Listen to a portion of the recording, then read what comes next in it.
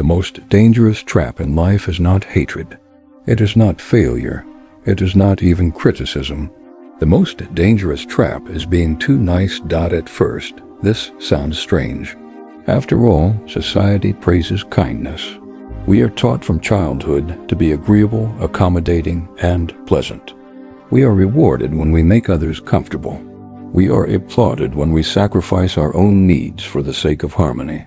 Over time, many people begin to believe that being liked is the same thing as being virtuous. But the Stoics understood something that most people never discover. There is a profound difference between genuine virtue and compulsive people-pleasing. One comes from strength. The other comes from fear. When a person is truly kind, they choose kindness because it aligns with their character. When a person is too nice, they often act from a hidden anxiety. They fear rejection. They fear conflict. They fear disappointing others. Their behavior is not guided by wisdom, but by the desperate desire to secure approval. And this is where the danger begins. The world quickly learns how to treat those who cannot say no. People notice who constantly sacrifices their own priorities. They notice who avoids confrontation at all costs. They notice who always gives another chance, who never establishes boundaries, who apologizes even when they have done nothing wrong. Such individuals are rarely respected. They are often used. The Stoics never advocated weakness disguised as goodness. They taught justice, courage, wisdom, and self-control. These virtues require tremendous inner strength. A person cannot be just if they lack the courage to speak uncomfortable truths. They cannot be wise if they constantly surrender their judgment to satisfy the expectations of others. Consider the life of the Roman Emperor Marcus Aurelius. Few men in history carried greater responsibility. He governed a vast empire, commanded armies, managed political conflicts, and faced endless criticism from every direction. If he had attempted to please everyone, he would have accomplished nothing. Instead, Marcus repeatedly reminded himself that the opinions of others were beyond his control. He understood the central Stoic principle known today as the dichotomy of control. Some things belong to us, others do not. Our thoughts belong to us. Our actions belong to us. Our choices belong to us. But the reactions, opinions, judgments, and emotions of other people do not. This distinction appears simple, yet it transforms everything. Many people spend their entire lives trying to control what can never be controlled. They shape their personalities around the expectations of family members. They suppress their ambitions to avoid criticism. They remain silent when they should speak. They stay in unhealthy relationships because they fear being disliked. In every case, they are fighting a battle they can never win. No matter how kind you are, someone will misunderstand you. No matter how generous you are, someone will accuse you of selfishness. No matter how much you sacrifice, someone will eventually demand more. The Stoics accepted this reality without bitterness. They understood that approval is one of the most unstable currencies in existence. The crowd changes its mind constantly. Today's hero becomes tomorrow's villain. Today's praise becomes tomorrow's criticism. If your peace depends upon public approval, your peace will never last. This is why excessive niceness becomes a prison. The prison walls are invisible. They are built from the need to be accepted. You begin censoring your thoughts. You begin hiding your true opinions. You begin abandoning your goals whenever they inconvenience others. Gradually, you lose contact with yourself. The tragedy is that many people do not even recognize this process while it is happening. They believe they are being virtuous. They believe they are being compassionate. Yet beneath the surface, resentment begins to grow. Every unspoken truth becomes another burden. Every boundary ignored becomes another wound. Every unnecessary sacrifice becomes another source of frustration. Eventually, the nice person wonders why they feel exhausted, why they feel invisible, why they feel unappreciated. The answer is simple. They have spent years training others to ignore their needs. The Stoics would urge us to examine this carefully. They would ask whether our actions arise from virtue or fear. Fear often disguises itself as kindness.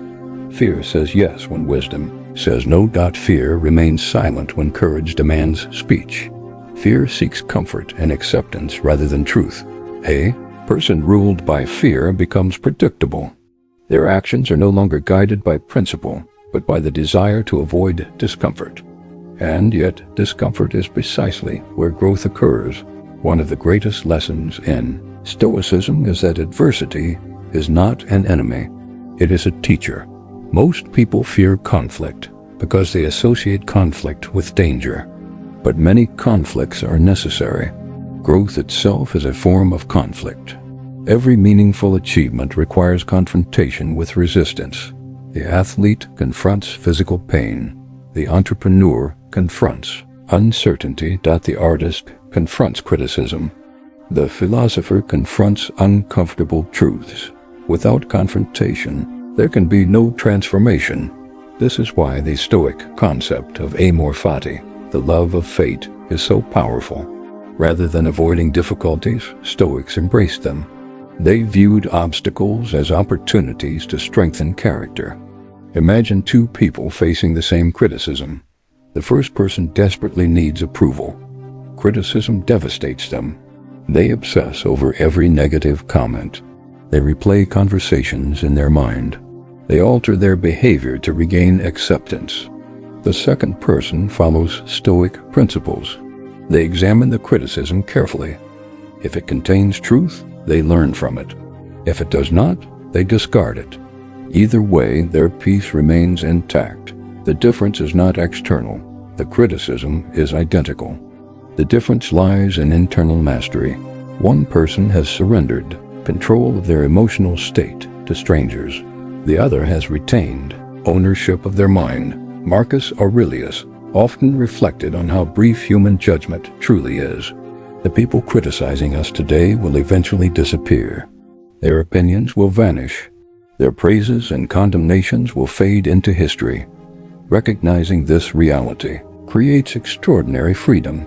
You stop performing. You stop chasing applause. You stop explaining yourself endlessly. You stop defending every decision. Instead, you focus your energy where it belongs, on your character, on your discipline, on your purpose. This does not make you cold or cruel. Quite the opposite. When you are no longer consumed by the need for approval, your kindness becomes genuine. You help because it is right, not because you seek validation. You give without expecting recognition. You serve without sacrificing your dignity. This distinction is crucial. The Stoics never encouraged selfishness. They encouraged self-respect. Many people confuse these concepts because they have been taught that personal boundaries are somehow unkind. Yet boundaries are often expressions of wisdom. Imagine a city without walls. Anyone can enter. Anyone can take what they want. Anyone can create chaos. The city eventually collapses. Human beings are no different. Without boundaries, your time disappears. Without boundaries, your focus disappears. Without boundaries, your energy disappears. Soon, there is nothing left to give. A person who lacks boundaries often mistakes availability for generosity. They answer every request. They solve every problem. They carry burdens that were never theirs to carry. Yet this behavior rarely produces gratitude. It often produces dependence. People began expecting what was once freely given. The extraordinary becomes ordinary. The sacrifice becomes invisible. And the cycle continues. The Stoics understood that every resource is finite. Time is finite. Energy is finite. Attention is finite. Therefore, these resources must be protected carefully. Every unnecessary obligation steals time from meaningful pursuits. Every attempt to satisfy everyone weakens your ability to fulfill your true responsibilities. This is where strategic scarcity becomes essential. Scarcity creates value. What is constantly available is rarely appreciated. What is always visible is easily overlooked. The Stoics frequently withdrew from noise, distraction, and public opinion. They cultivated solitude because solitude allowed them to hear their own thoughts. Modern life encourages the opposite. People share every plan. They announce every goal. They explain every decision. They react to every criticism. They seek constant reassurance. The result is fragmentation. Their attention becomes scattered across countless external influences. Their inner voice grows weaker. Their confidence becomes dependent upon feedback. But the Stoic path requires silence. Not silence born from weakness. Silence born from strength. The kind of silence that refuses to justify itself. The kind of silence that remains focused despite misunderstanding. The kind of silence that allows results to speak louder than explanations. Think about how much energy people waste trying to convince others. They argue with critics. They defend themselves against rumors. They explain their motives repeatedly. They seek understanding from people who have already chosen not to understand. The Stoics recognized the futility of this behavior. You cannot control another person's interpretation. You cannot force respect. You cannot demand understanding. You can only govern your own conduct. This realization is liberating. The moment you stop managing other people's perceptions, enormous amounts of energy become available. Energy for learning, energy for building, energy for improving, energy for pursuing meaningful goals. And perhaps this is the greatest danger of being too nice. It distracts you from your own destiny. You become so occupied with maintaining comfort for others that you neglect your own development. You become so focused on avoiding criticism that you avoid greatness. You become so committed to being accepted that you forget who you are. The Stoics would challenge us to ask a difficult question. What would happen if you stopped seeking permission? What would happen if you accepted that some people will dislike you no matter what? What would happen if your self-worth no longer depended on external validation? For many people, these questions are frightening, but hidden within them is freedom. Freedom to act according to principle. Freedom to pursue worthy goals. Freedom to speak honestly. Freedom to establish boundaries. Freedom to endure temporary discomfort for long-term growth. The path is not easy. There will be moments when saying no feels uncomfortable. There will be moments when silence is misunderstood. There will be moments when courage costs approval. But the Stoics would remind us that character is forged precisely in these moments. Every time you choose principle over popularity, you grow stronger. Every time you choose truth over comfort, you grow wiser. Every time you choose discipline over approval, you become more resilient. The danger of being too nice is not that others may exploit you. That is only the surface problem. The deeper danger is that you may spend your life serving expectations that were never truly yours. You may sacrifice your potential in exchange for temporary acceptance. You may trade authenticity for approval. And in doing so, you may lose the very thing the Stoics considered most precious, the sovereignty of your own mind. Most people never notice the exact moment they surrender authority over their lives. There is no dramatic event, no loud announcement, no obvious turning point. Instead, it happens gradually. A person ignores their own judgment to avoid disappointing someone. Then they do it again and again. Over time, they become conditioned to seek permission before every important decision. They begin measuring their worth through the reactions of others. They become experts at reading external signals, but strangers to their own convictions. The Stoics regarded this as one of the greatest forms of self-inflicted suffering. A human being possesses an extraordinary gift, the ability to choose their response regardless of circumstance. Yet many people abandon this gift willingly. They hand the steering wheel of their life to public opinion, social expectations, and the shifting moods of those around them. Then they wonder why they feel lost. Imagine a ship crossing a violent sea. If the captain constantly changes direction according to every wave, every gust of wind, and every passing current, the ship will never reach its destination. Life works the same way. Those who are excessively nice often become trapped in permanent reaction mode. They adapt themselves endlessly to satisfy the demands of others. Their identity becomes fluid. Their priorities become negotiable. Their principles become conditional. The result is not peace. It is confusion. The Stoics believe that peace emerges only when actions align with reason and virtue, not popularity, not convenience, not approval. This distinction matters more than ever because modern society rewards appearances. People are encouraged to project an image rather than develop substance. They learn how to seem confident instead of becoming confident. They learn how to appear successful instead of building success. They learn how to gain attention instead of gaining wisdom. Being too nice often becomes part of this performance. People develop a carefully constructed persona designed to avoid conflict and maximize acceptance. They become agreeable in every situation. They hide disagreement. They suppress conviction. They smile through resentment. Eventually, they forget where the performance ends and the real person begins. The philosopher Epictetus warned repeatedly about the danger of living according to external judgments.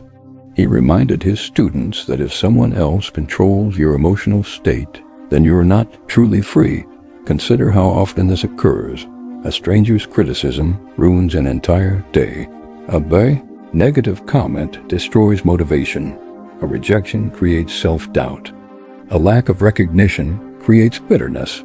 When external events possess this much influence, freedom becomes impossible. The Stoic solution was radical. Stop demanding emotional security from the outside. Build it within. Develop a character so grounded in principle that praise and criticism lose their power to dictate your actions.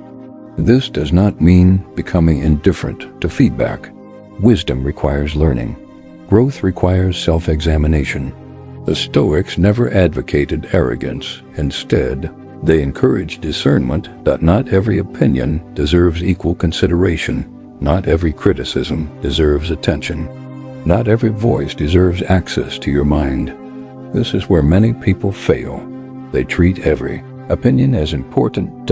They allow strangers to occupy mental space that should be reserved for meaningful pursuits. Imagine carrying a backpack. At first, one small stone seems insignificant. Then another is added. Then another.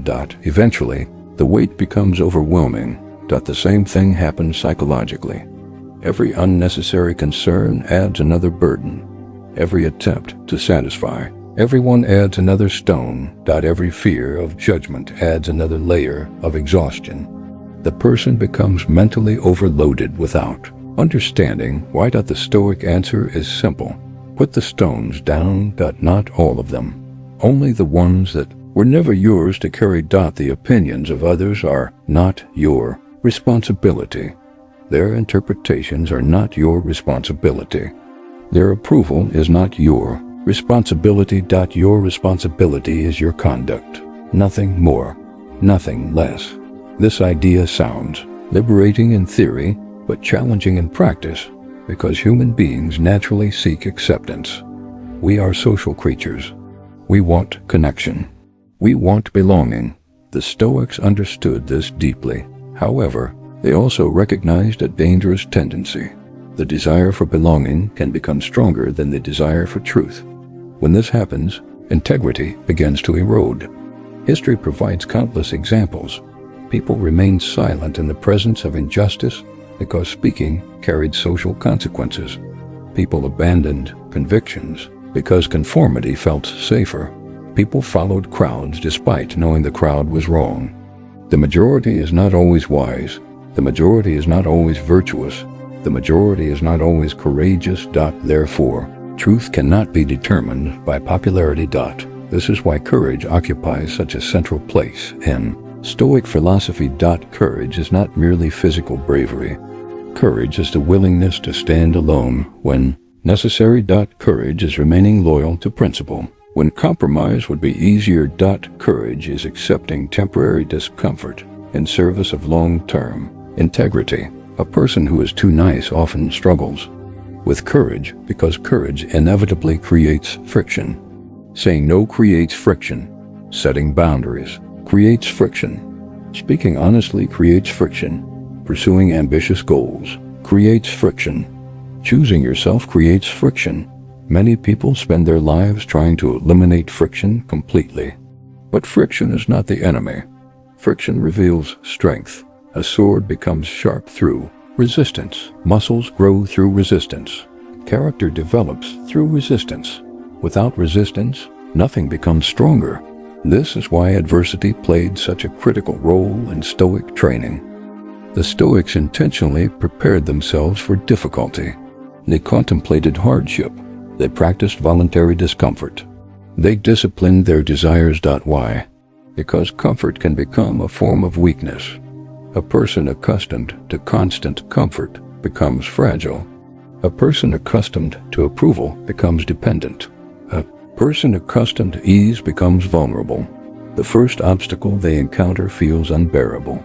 The first criticism feels catastrophic. The first rejection feels devastating. But a disciplined mind responds differently.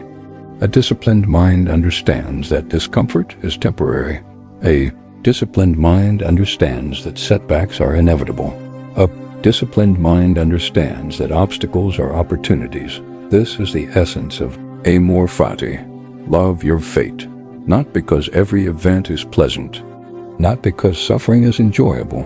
But because every event contains the possibility of growth. The obstacle becomes the path. The rejection becomes redirection. The criticism becomes education. The setback becomes training. The difficulty becomes strength. Most people never reach this level of understanding because they spend their lives avoiding discomfort. They avoid difficult conversations. They avoid difficult decisions. They avoid difficult truth. As a result, they also avoid transformation. The Stoics would argue that the quality of your life depends largely upon the quality of your relationship with discomfort. Can you endure misunderstanding? Can you endure criticism? Can you endure temporary loneliness? Can you endure uncertainty? If the answer is yes, an entirely new world becomes available. You become less manipulable.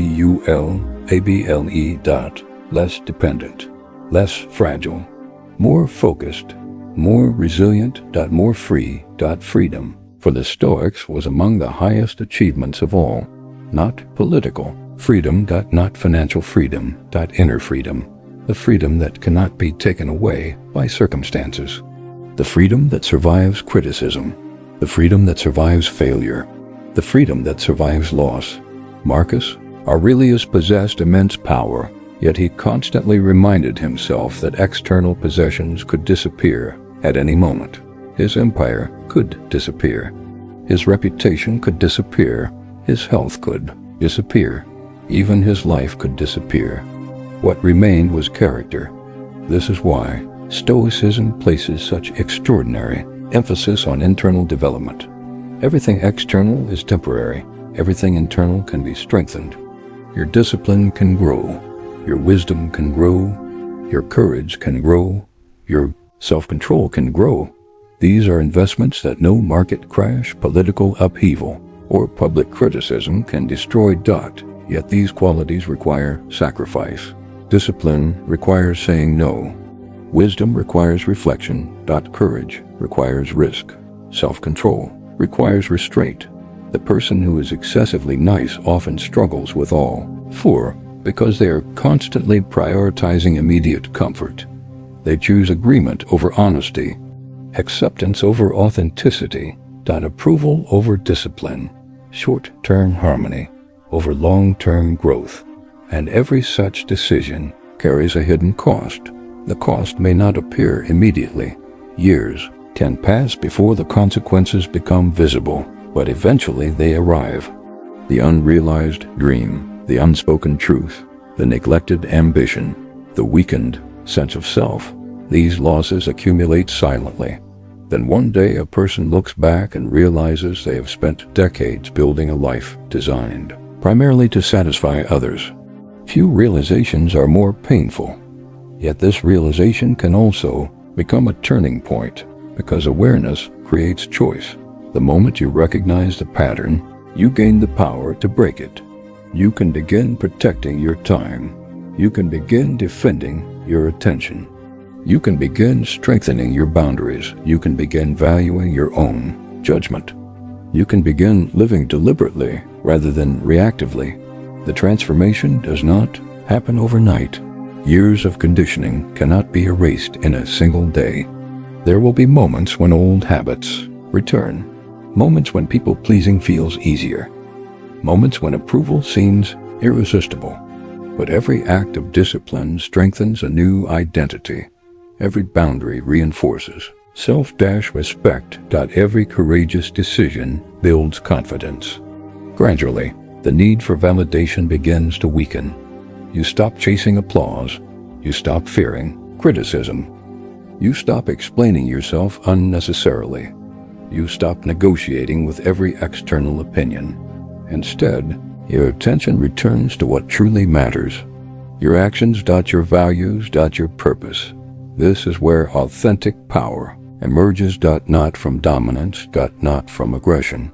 Not from controlling others, but from mastering yourself. The strongest person in the room is often not the loudest.